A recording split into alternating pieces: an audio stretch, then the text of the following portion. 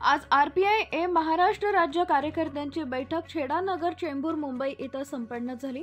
बैठकीमध्ये बोलताना Republican party of India Ambedkar पक्षाचे राष्ट्रीय अध्यक्ष दीपक भाऊ निकाळजे यांनी सांगितले की आगामी राज्यामधील नगरपालिका महानगरपालिका निवडणुका बॅलेट पेपरवर होणं गरजेचं आहे। महाराष्ट्र विधानसभामध्ये ईव्हीएम मशीनच्या माध्यमातून भाजप आणि त्यांचे सहकारी पक्षाने सत्ता स्थापन केली आहे। आपल्याला देशातील भाजपची सत्ता हटवण्यासाठी ईव्हीएम हटाव देश वाचवा त्यासाठी आंदोलन करावं लागणार आहे। डॉक्टर बाबासाहेब आंबेडकर यांनी लिहिलेल्या संविधान बदलण्याची भाषा करणाऱ्यांना सत्तेतून हटवावं लागणार आहे। त्या पार्श्वभूमीवर पार्टीचे राष्ट्रीय महासचिव डॉक्टर मोहनलाल पाटील यांनी बोलताना सांगितलंय की बहुजन आणि मूल निवासी विचारधारा डॉक्टर बाबासाहेब आंबेडकर यांची रिपब्लिकन विचारधाराच्या विरोधात आहे।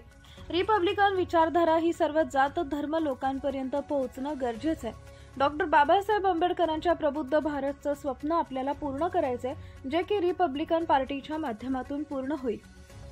महाराष्ट्र राज्य कार्याध्यक्ष श्री बाळासाहेब पवार यांच्या माध्यमातून आयोजित बैठकीला महाराष्ट्र राज्य महिला अध्यक्ष सुनीताताई चव्हाण, महाराष्ट्र राज्य उपाध्यक्ष दादासाहेब ओव्हाळ, महाराष्ट्र राज्य संघटक कैलास जोगदंड, पुणे जिल्हा अध्यक्ष सचिन भाऊ खरात, कामगार आघाडी महाराष्ट्र राज्याध्यक्ष रमेश भोईर, महाराष्ट्र राज्य सचिव अशोक सेसाने, उल्हासनगर महानगरपालिकेचे उपमहापौर भगवान भालेराव, चंद्रपूर जिल्हा अध्यक्ष प्रिया खाडे, जिल्हा दक्षिण मुंबई अध्यक्ष प्रदीप सोनवणे, महाराष्ट्र राज्य कार्यालयीन प्रमुख तानाजी मिसळे, पश्चिम महाराष्ट्र संपर्क प्रमुख गणेश घुगे, अमरावतीचे नेते जितेंद्र नितेन नवरे, कल्याण डोंबिवली जिल्हाध्यक्ष धर्मा व्यक्ते यांनी संबोधित केले।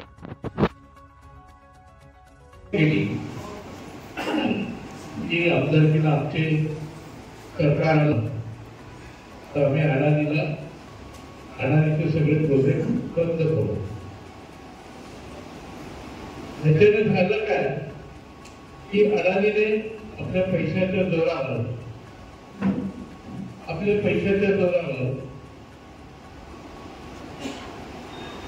ईव्हीएम मशीन आणि बीजेपी, शिंदेगड, शिवसेना यांच्याबरोबर मिळून